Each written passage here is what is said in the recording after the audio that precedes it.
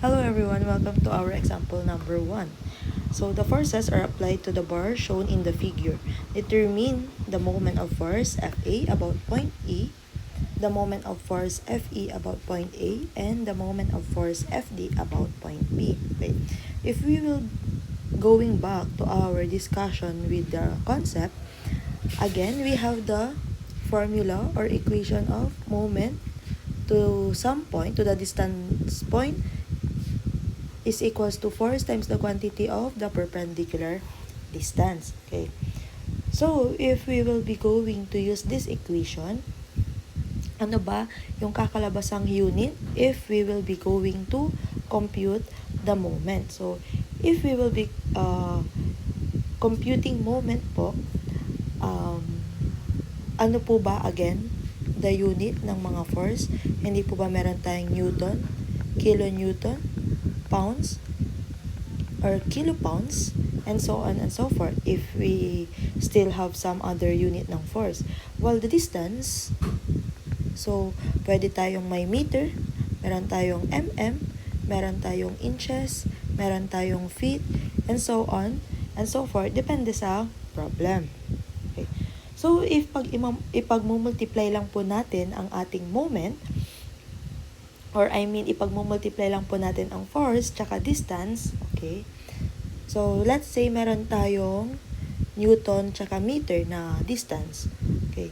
So, if i-multiply lang po natin, magkakaroon po tayo ng Newton times yung ating distance na meter. So, pwede po natin siyang i-rewrite as Newton meter.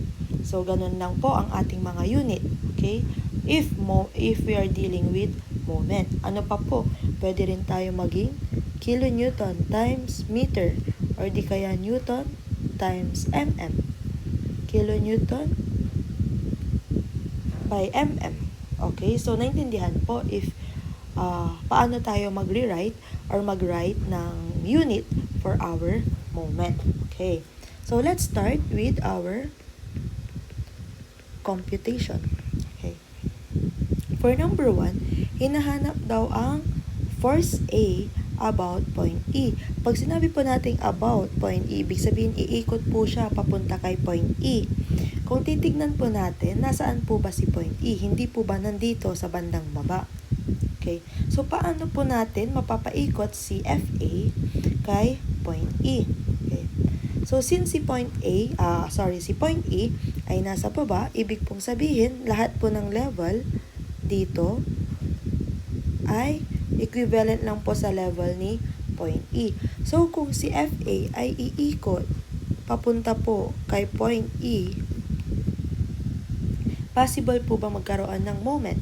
Yes po, kasi po, meron po tayong perpendicular distance na ma-identify papunta po kay point E. Okay, so again, our formula is the moment at point E is equals to force times distance or perpendicular distance. Okay. Ngayon, kung pupunta tayo kay ME, ano po ba yung mga value natin? Substitution lang po. We have 100 pounds times yung distance natin na 10 inches. And if i-multiply po natin siya, ano po yung kakalabasan? 100 times 10 lang po. So, we will be having 1,000 pounds per inches. So, ganun lang po ang computation ng ating moment. Okay, proceed tayo. Next, ano po ang pinapahanap is yung moment of force ni FE about point A. So, papunta daw po kay point A. So, moment at point A times yung ating force times yung perpendicular distance, we will be having MA times yung force natin. Asan ba si force FE? Ito po, si force FE. Iikot daw po siya kay point A. Hindi po ba ito si point A? Okay. So, andito si point A. Iikot daw si force FE to point A. I'm so sorry. May nakalimutan po pala tayo. Balik po tayo kay number 1. Okay. So, nakalimutan ko po yung assume direction natin. So, for direction, we have the positive,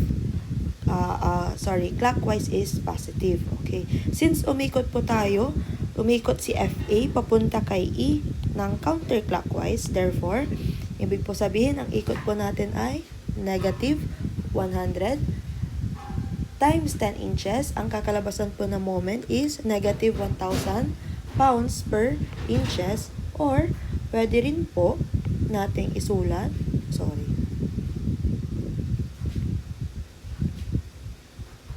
na ME is equals to 1,000 pounds per inches counterclockwise. Para lang po masabi natin na kung anong direction po nung pinakaikot ng ating moment. Okay? Nakalimutan lang pong i-include. Okay, so going back with number 2. Okay, paano naman po ang ikot natin kay FE papunta kay A? Hindi po ba counterclockwise lang din po ang ikot niya?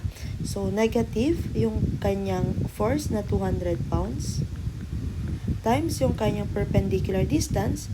Bale, ito po. Ano po ba yung sakop niya? At hindi po ba yung 6 inches plus 6 inches? So, 6 inches plus 6 inches.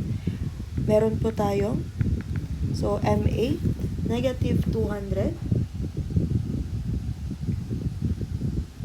times 12 inches. Meron po tayong kakalabasan na negative 2,400 pounds per inches. Or, MA is equals to 2,400 pounds per inches counterclockwise. So, kahit alin po sa dalawang method, yung pagsusulat po ninyo ng direction is acceptable. Okay, so meron pa po tayong isang example. Papaliitan ko lang po yung eto para kumasya. Okay, so if number 3 na po tayo, ano po ang pinapahanap?